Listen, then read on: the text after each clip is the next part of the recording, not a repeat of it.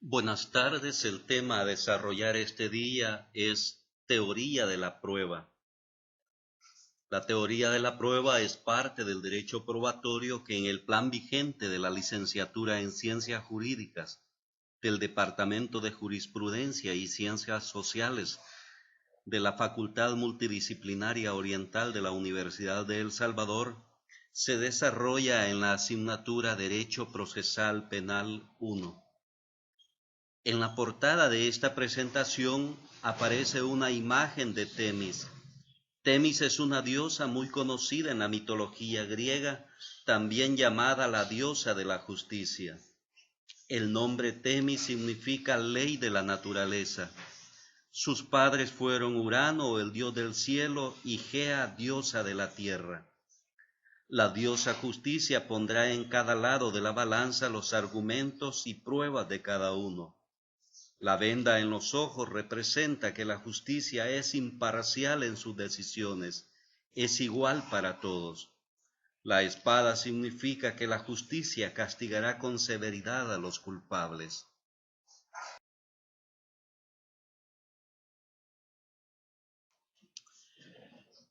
En esta diapositiva presentamos los aspectos básicos del fenómeno de la prueba.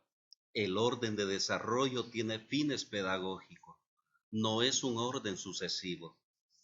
Un orden sucesivo podría partir de la fuente de la prueba, luego pasar a lo que es el órgano de la prueba, quien porta datos o elementos de prueba, luego el medio de prueba, que tiene que ver cómo se incorpora eso que se aporta al juicio, y por último, lo que es el objeto de prueba, que es como una brújula que orienta la actividad de las partes sobre qué es lo que se ofrece, cuáles han de ser sus argumentaciones.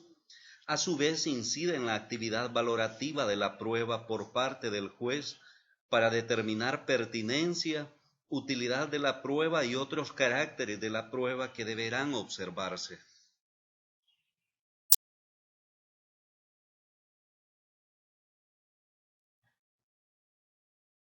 Veamos ahora lo que es el elemento de la prueba.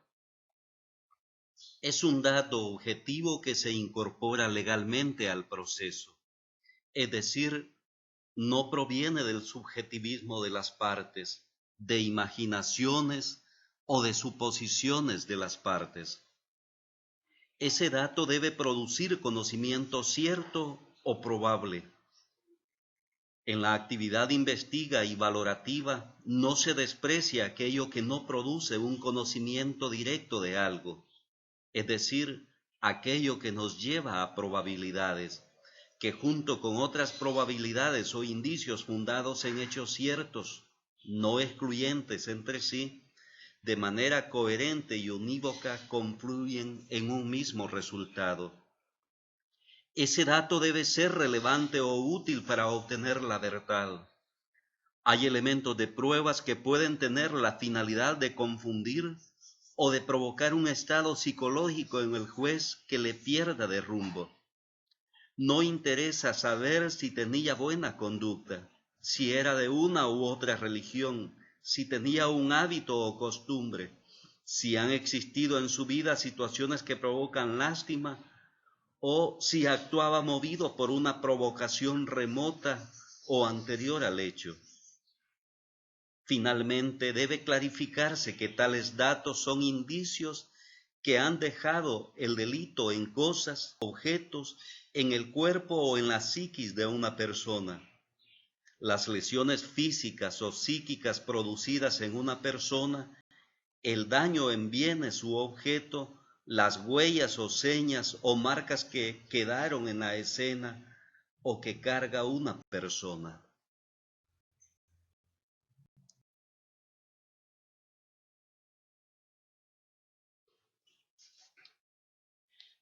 Veamos ahora las características del elemento de prueba. La objetividad. Necesariamente los elementos de prueba deben provenir del mundo exterior, no del conocimiento privado del juez, porque entonces el juez debería convertirse en un testigo. para que ese conocimiento que él tiene ingrese al proceso.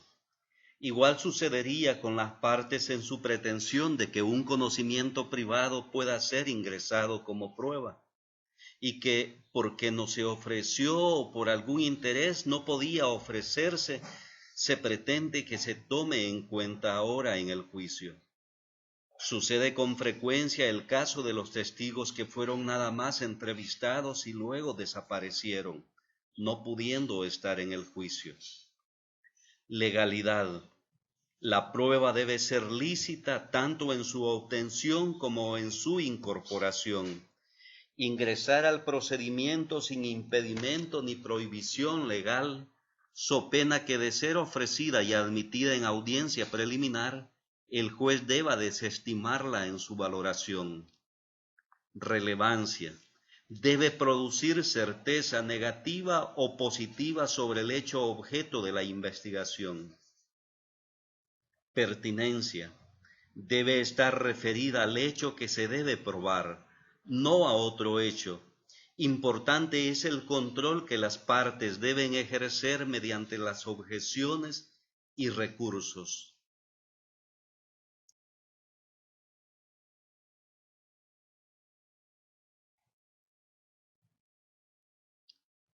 Veamos ahora lo que es la fuente de prueba.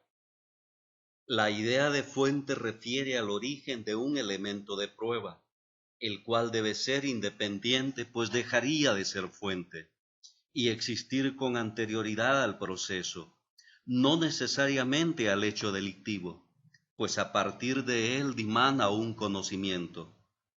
Eso que fluye o que obtenemos de ella, que suministra elementos para comprobar algo, ese conocimiento digno de todo crédito lo podemos recibir de persona, cosa o lugar. Suministra o da origen a un conocimiento de algo que es comprobable. En algunos delitos estaría referido a lo que encontramos en la escena del delito, sea esto persona, cosas, objeto e incluso la psiquis de una persona. Todo lo cual a través de un procesamiento puede llevar a determinar algo.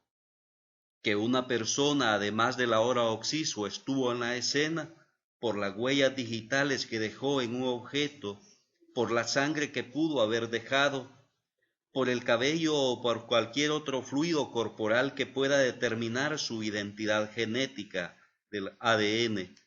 Puede determinar si un arma percutió los proyectiles encontrados en el cuerpo de una persona, si el fluido seminal dejado en una persona es del presunto hechor, etc. La batería es la fuente de la luz, pero la batería podría tener otra fuente hidrológica, solar, eólica, termal, etc. Determinar la fuente de un delito es básico para luego determinar si esos elementos obtenidos pueden incorporarse al juicio como prueba a través de un medio o procedimiento establecido por la ley.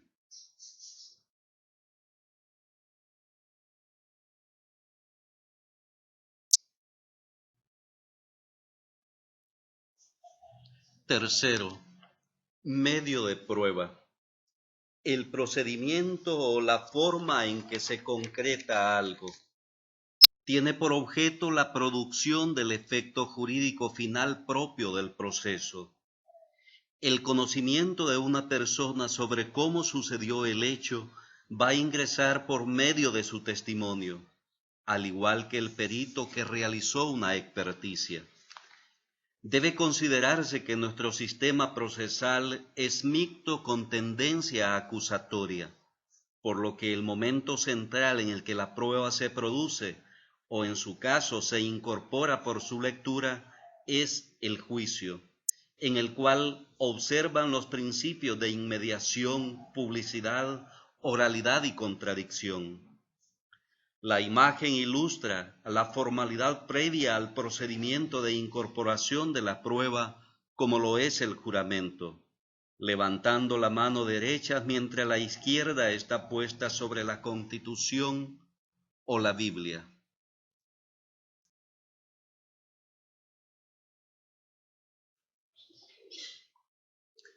Objeto de prueba. ¿Qué pretendo probar en un hecho concreto?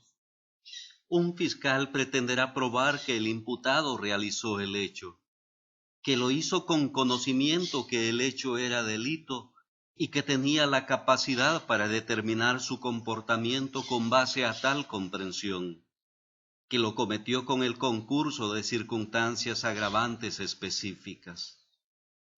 Un defensor podrá alegar una excluyente de responsabilidad penal, enajenación mental, ebriedad plena no preordenada al hecho, miedo insuperable, colisión de deberes o un error de prohibición o de tipo, etc. O demostrará la existencia de circunstancias atenuantes de la responsabilidad penal. Aquello que resulte no útil ni pertinente deberá ser excluido. La figura de Pinocho nos ilustra el deber de no mentir y que el mentir produce consecuencias. Por ello se recalca que la materia de la actividad probatoria debe ser averiguada, conocida y demostrada.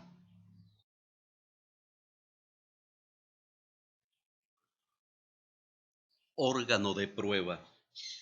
Es órgano de prueba aquel sujeto que porta un elemento de prueba y lo transmite al proceso. Pueda ser algo que haya percibido por sus sentidos, o pueda ser cosas u objeto que haya obtenido o se hayan adherido a él. Pueda que sea material de comparación. Para esto último se recurre a los procedimientos para la extracción de fluidos corporales. La imagen toma en cuenta el acto de sacarle sangre a una persona, quien sería un órgano de prueba, de quien es necesario comparar su perfil genético por medio de su sangre, si es el mismo recolectado en la escena del delito o en el cuerpo de una persona víctima. Por tanto, es el sujeto intermediario entre el objeto de prueba y el juez. Estos son el testigo, quien conoce accidentalmente los hechos; el perito, quien conoce los hechos por mandato judicial; y el imputado será órgano de prueba. Piénsese en los casos de la detención en flagrancia establecidos en la definición que da el artículo 332 del Código Procesal Penal, como fluidos corporales que haya dejado en la víctima. Piénsese el fluido seminal que quedó en la vagina de la víctima violada. Piénsese la sangre de su víctima que salió salpicada al producirse la lesión y le manchó su ropa, o el corpo que carga manchado con la sangre de la víctima.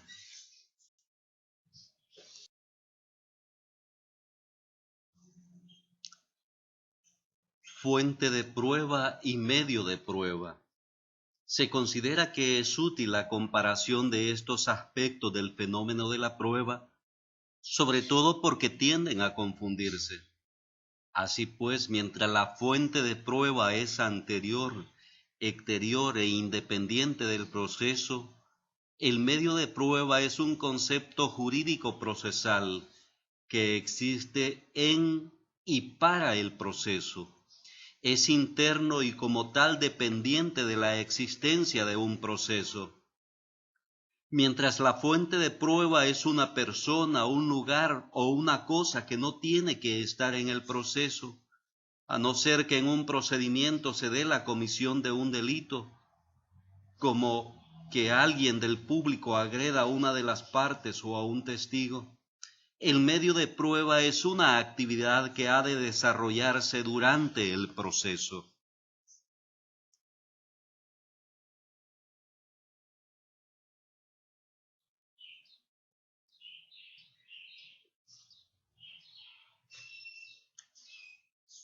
Órgano de prueba y medio de prueba.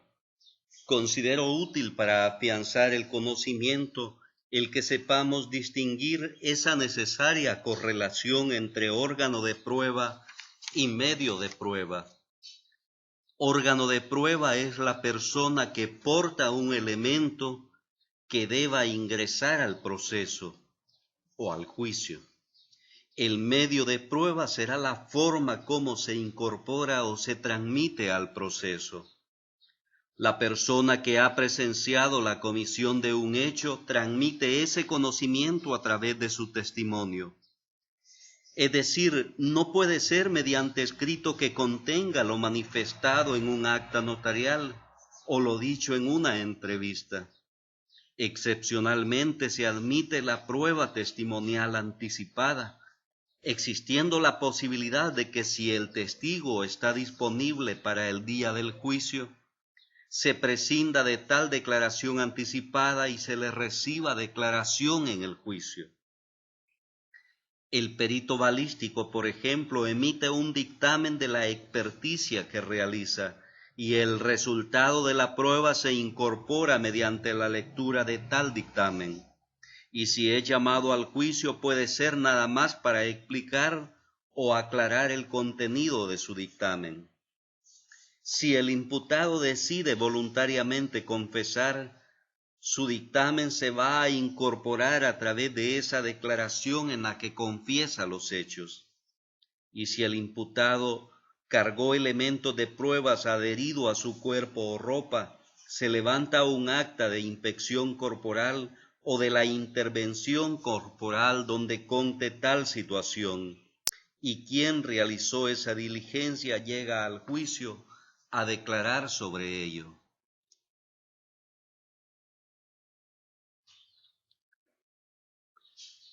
También es útil la comparación entre fuente de prueba y los argumentos o motivos alegados en el juicio. Fuente de prueba serían los hechos narrados por el testigo de donde dimana un conocimiento, o las evidencias encontradas, por ejemplo, un bote de veneno para entender que se suicidó o se quiso aparentar un suicidio. Los argumentos serían la interpretación que hace una parte de los hechos conforme al relato de un testigo y la confesión del procesado con los dictámenes periciales realizados. Importante es esta diferenciación porque una cosa es lo que da origen a los datos que son suministrados para comprobar algo, con cómo las partes técnicas los utilicen para argumentar sus pretensiones.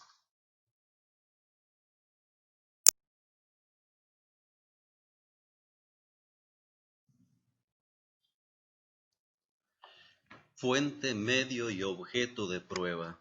Ahora, a fin de acreditar el afianzamiento de nuestro conocimiento a manera de ejercicio, advirtamos la presencia de estos tres conceptos en esta disposición legal tomada del Código de Procedimientos Civiles y Mercantiles. Artículo 354. Las partes podrán proponer como medio de prueba que presten declaración en el proceso las personas que, sin ser partes, pudieran tener conocimiento de los hechos controvertidos que son objeto de prueba.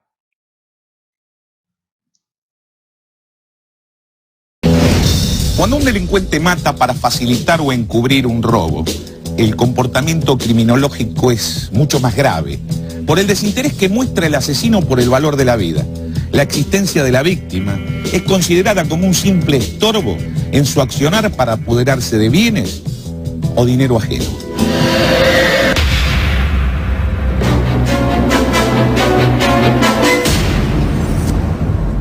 La mañana soleada anunciaba un día caluroso en la ciudad de Junín, provincia de Buenos Aires.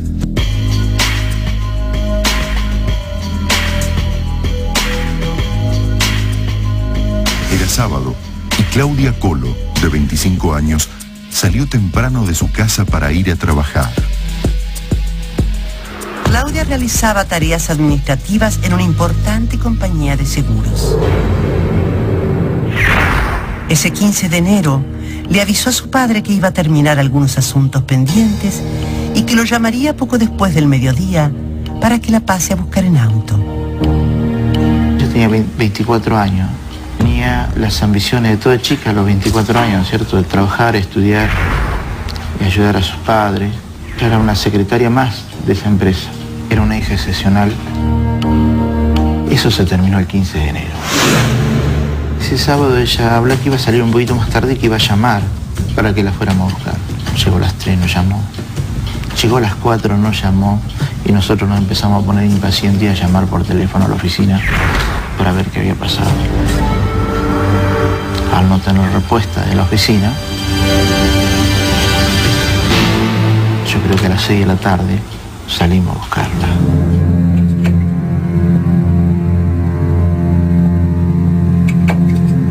Juan fue al local donde trabajaba su hija, pero estaba cerrado. A través de la ventana pudo distinguir la cartera de Claudia. Su preocupación aumentó. Le comentó la situación a uno de sus hijos y fueron a buscar ayuda. Papá, bueno, dice no aparece Claudia, no sé, no ha venido del trabajo, nos parecía extraño. Salimos a buscarla. Nos recorrimos todo Junín hasta llegar a que otros chicos, mi yerno y otros chicos, llegaron a la casa de un compañero para pedirles que les abra para ver si Claudia no estaba descompuesta adentro. Los familiares de Claudia localizaron al tesorero de la empresa, Leonardo Quaglia, que había estado con ella a la mañana y tenía llaves del local. Entraron a la oficina a las 5 de la tarde.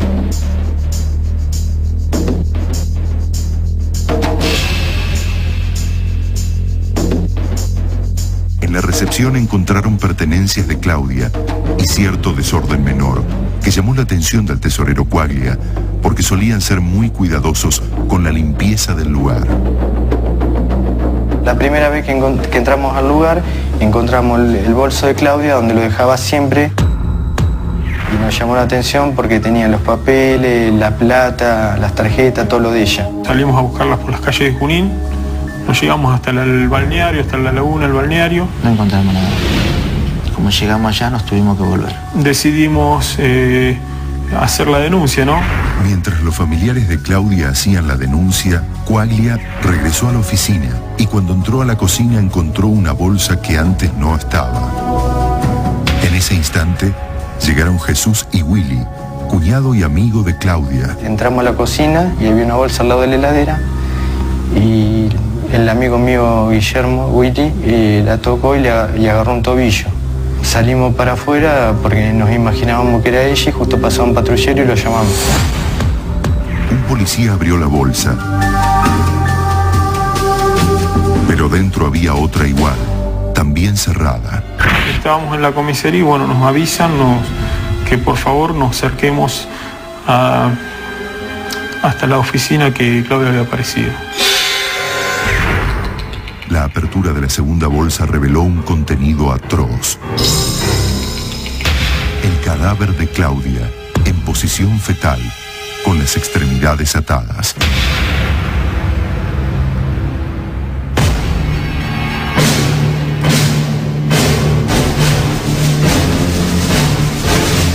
Desde ahí en adelante,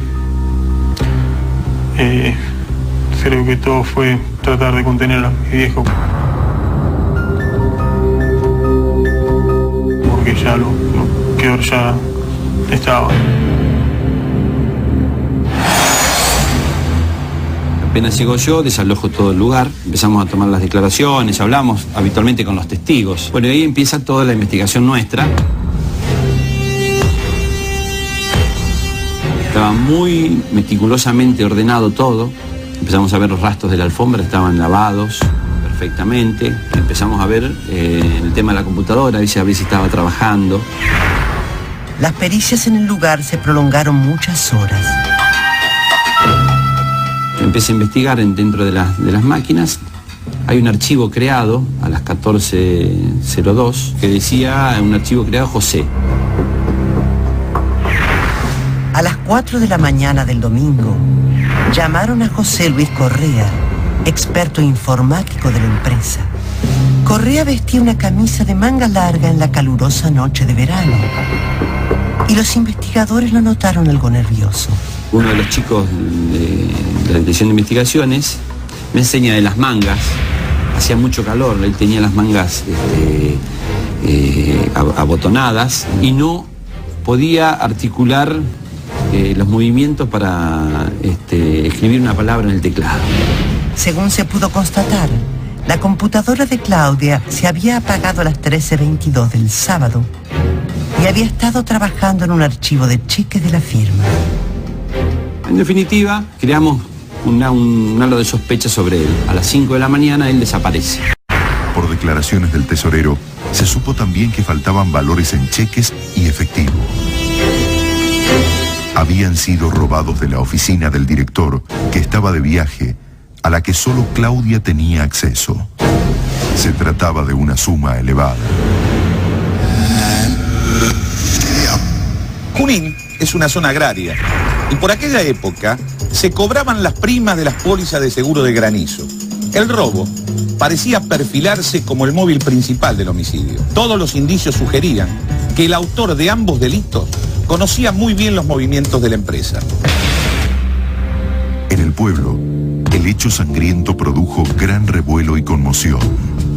Con relación a lo que fue la muerte de Claudia Colo en Junín, sí fue un hecho conmocionante. En pleno verano, un Junín más o menos vacío, pero fin de semana, y a partir de ahí conmocionó, movilizó, hubo mucha indignación.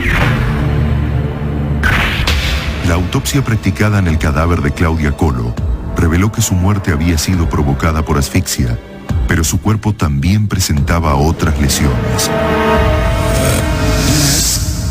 La ubicación de las lesiones en la región occipital del cráneo indicaba a un agresor más alto que la víctima, que seguramente había descargado por lo menos 2 golpes violentos desde atrás.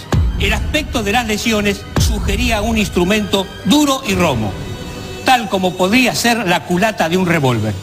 Las lesiones de los órganos internos del cuello revelaron que la víctima fue estrangulada estando boca abajo.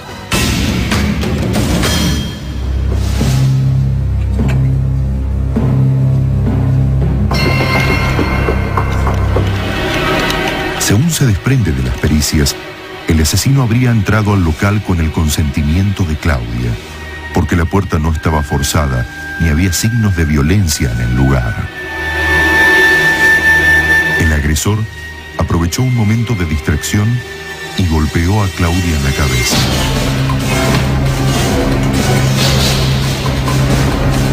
Con Claudia semi-aturdida por los golpes, la tomó boca abajo y presionó su cuello hasta asfixiarla. Ella apenas tuvo fuerza para lanzar unos manotazos estériles.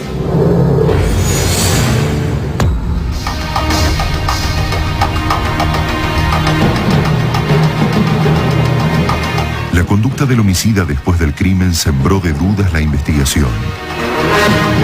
¿Por qué se tomó el trabajo de embolsar el cuerpo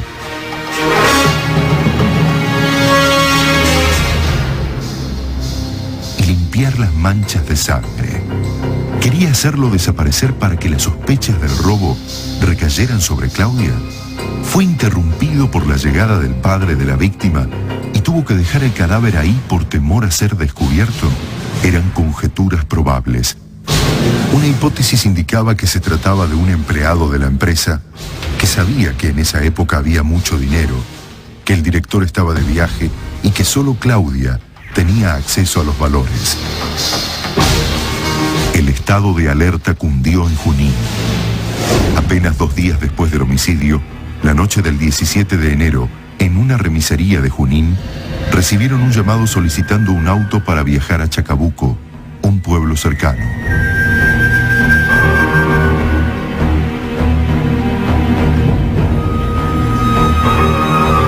Pero al rato, otro llamado, esta vez del chofer, anunciaba que el pasajero le había pedido cambiar el destino, la ciudad de Buenos Aires. Los dueños de la remisería sospecharon algo raro y llamaron a la policía. El operativo se monta haciendo una interceptación de vehículos. Cuando ellos hacen esa interceptación, nos avisan que había una persona detenida, que decía ser Daniel González, que es el titular de la compañía de seguros. Le preguntamos qué era lo que tenía, nos dice que tenía un arma. todas las chiqueras que correspondían a la compañía de seguros, dinero en efectivo y tarjetas personales de Daniel González. La sorpresa mía fue el día lunes, cuando verdaderamente yo estaba en la puerta del juzgado con Tuñón, con el fiscal, y me dice, Juan dice, andate para tu casa que dentro de un rato vas a tener noticia, dice, que ya agarramos al asesino. Cuando llegó ante las autoridades de Junín, el sospechoso fue identificado de inmediato. Bueno, a medianoche me avisan quién era la persona. Y para mí fue una gran sorpresa, porque era un compañero de ellos. Se trataba de José Luis Correa, el analista de sistemas de la empresa. Correa llevaba encima las pruebas materiales que lo indicaban como culpable del robo, y todo hacía presumir que era también el asesino. Pero, ¿cómo probarlo? Una vez que fue aprehendido el autor, a mí me mandaron a revisarle las manos para ver si encontraba algo que sirviera para vincularlo a este hecho. Y así fue que le encontré en los pliegues interdigitales, entre los dedos, la marca de los cables. Debió enroscar el cable en los dedos para que no resbale. Además, testimonios de vecinos de la compañía de seguros coincidieron en haber visto a Correa por la zona la tarde del sábado. Y una nueva pericia detectó que una persona inició una sesión en una computadora con el nombre de José. El examen psiquiátrico mostraba a Correa como un gran narcisista, necesitado de exhibir su capacidad intelectual. Esta persona era un sujeto que se había desarrollado con cierta normalidad, pero sí algunas particularidades. Es una persona que ordinariamente no reacciona cuando es maltratada o vituperada, se sobreadapta conforme al mecanismo que explicitara, pero cuando no prevalece lo adaptativo puede explotar peligrosamente. Lo que sobresalía era una gran expectativa de vida muy ambiciosa que él contrastaba con su situación familiar, en donde esta situación de ambición no existía. Sostuvo además que este tipo de personalidad psicológica tiene agrandadas las metas, viven en una continua sobreexigencia para cumplir con el requisito interno que se proponen y no le importan los medios, cumplen con sus fines. Una persona, como en psicología se puede llamar egosintónica, tratando de girar y tratando de mostrar que podía, mostrar que valía. Pero en el juicio apenas se limitó a escuchar. Condenar por unanimidad a José Luis Correa, argentino, nacido el 25 de enero de 1966 en la ciudad de Bedia, de 35 años de edad, casado, a cumplir la pena de prisión perpetua, inhabilitación absoluta por el mismo término, accesorios legales y costas, por ser autor penalmente responsable del delito de homicidio calificado crímenes causa en concurso real con el delito robo calificado por el empleo de arma, símil y portación de arma de uso civil sin la debida autorización, ocurrió en esta ciudad Junín, partido del mismo nombre. Él quiso cometer un crimen perfecto. Intentó que las sospechas del robo recayeran sobre su víctima, mientras él disfrutaba del botín y conservaba su estatus social en el pueblo. Pero su plan falló. El cuerpo de Claudia gritó justicia y los investigadores lo atraparon. Correa deberá pasar el resto de su vida tras las rejas. O sea que un sábado la llevo, desayuna en su casa y no desayunó nunca más.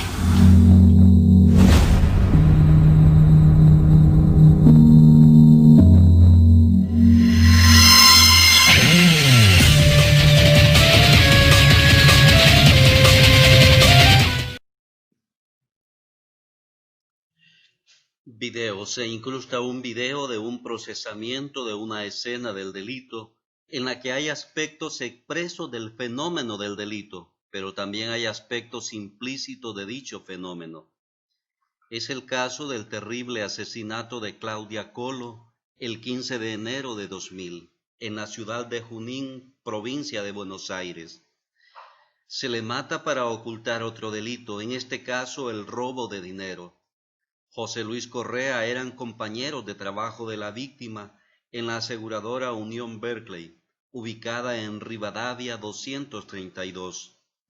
Por entonces el hombre tenía 34 años, era programador informático y conocía muy bien el movimiento de dinero que había en la empresa, ya que estaba a cargo de los sistemas y había diseñado todas las planillas en las que se volcaba la información. El sábado 15 de enero de 2000, Correa decidió ejecutar un plan y fue a la empresa.